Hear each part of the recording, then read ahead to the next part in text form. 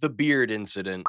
In 1567, in a small Austrian town, a man's pride was his overgrown beard. He had spent decades growing it out, combing and caring for it until it stretched to more than 4 feet long. People in town knew him for it. It was his identity, his statement, his personal flag of honor. And if Disney had written this story, maybe it would have been like Tangled, a magical beard that saves lives. But not here. One night, the town caught fire. Flames tore through the streets, smoke poured into homes, and people scrambled to escape. The man tried to run with the crowd, his beard swinging loose around him. In the chaos, it wrapped around his own feet, tangling him up mid sprint. He fell hard to the ground, unable to break free. The fire surged closer. People rushed past him, but he couldn't get up. His beard had become a noose, tying him to the dirt. The more he struggled, the worse it got. Finally, he crashed headfirst against the cobblestones, breaking his neck. The blaze roared overhead while his body lay twisted in the street. In the rush to escape, few stopped to notice how absurd it was. A man who spent his life cultivating his greatest feature, only to have it turn on him in the moment he needed his legs the most. The Dancing Plague Incident.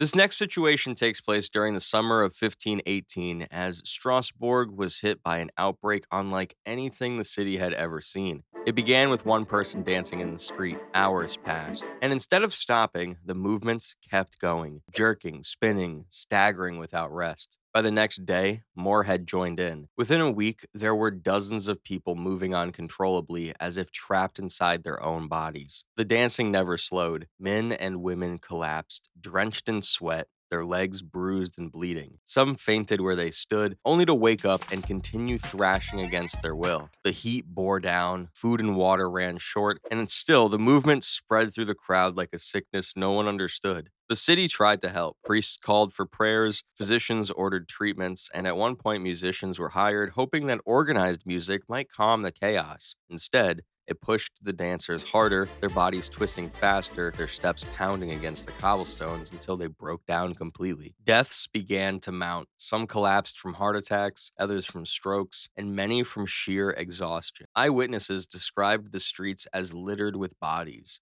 Some twitching, some motionless, all of them destroyed by their own frantic movements. Families dragged loved ones away only to watch them crawl back, unable to resist the compulsion to move until their bodies gave out entirely. The carrot juice incident.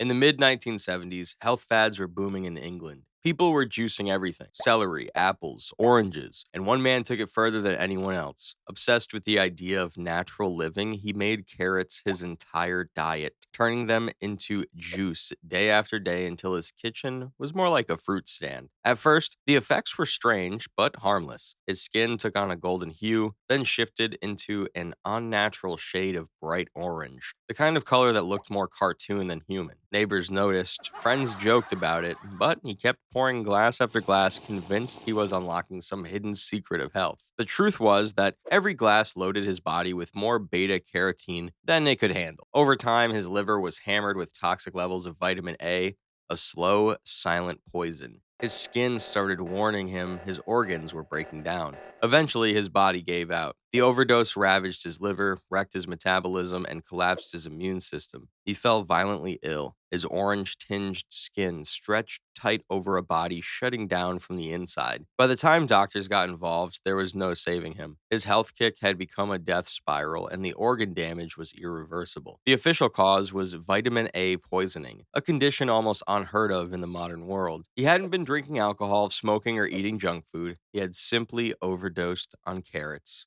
The vending machine incident.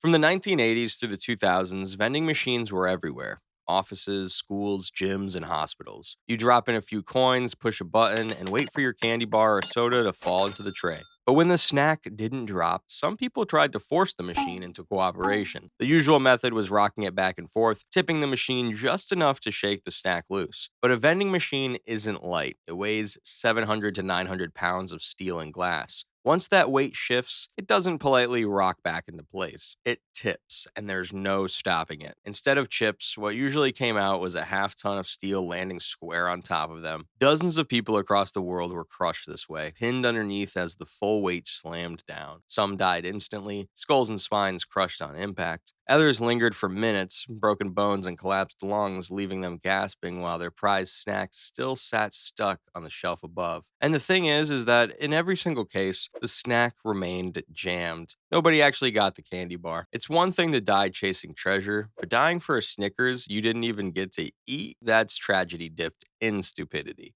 Hospitals begin reporting the cases so frequently that safety warnings had to be added directly onto the machines. Posters in schools literally told kids, don't fight the vending machine, it will win. By the early 2000s, studies estimated that vending machines killed more people each year than sharks. Think about that. An ocean predator with rows of teeth was less dangerous than a box full of soda cans. The lava lamp incident.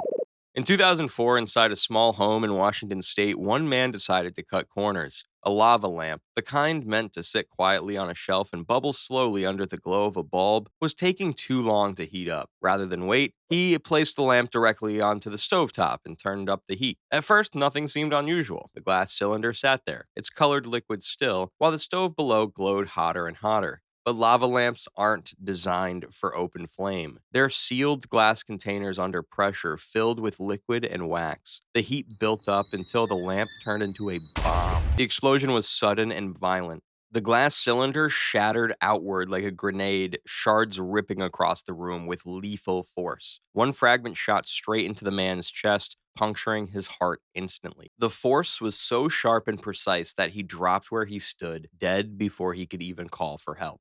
Other pieces of glass embedded into the walls, furniture, and even the ceiling. What was supposed to be a piece of retro decor had turned into a pressure driven missile. Investigators later found fragments scattered meters away, the stove coated in shards and liquid, the scene resembling a blast more than a household accident. By the time paramedics arrived, there was nothing left to do. The lava lamp had done its damage in less than a second. The chocolate vat incident. In 2009, inside a New Jersey chocolate factory, the air smelled sweet, the machinery roared, and massive vats of boiling chocolate churned nonstop. Workers moved between conveyor belts and mixers, surrounded by thousands of pounds of melted cocoa. It looked like any other shift in the candy business until a worker got too close to the open vat. In an instant, he lost his footing. The fall was short but fatal. He plunged directly into the scalding pool, a bubbling mass heated to near boiling temperatures. It was less Willy Wonka and the Chocolate Factory and more Willy Wonka and the OSHA violation. The chocolate's thickness pinned his body, and the heat seared his skin on contact. He fought, but the more he struggled, the deeper he sank. The noise of the factory drowned out his cries. By the time coworkers realized what had happened, it was already too late. The vat's spinning mixers and the suffocating weight of the liquid left no chance of escape. He was pulled under, swallowed whole by the very product he had been helping to make. Rescue teams arrived, but there was no saving him. Extracting a body from a vat of molten chocolate wasn't a recovery anyone was prepared for. What remained was a surreal and grotesque scene. Death in a place meant for candy and sweets. If you've made it this far, you've just sat through some of the most absurd, grisly, and flat out stupid ways people have managed to clock out. That's all I've got for now. So maybe skip the vending machines, leave the lava lamps off the stove, and try to enjoy the rest of your day.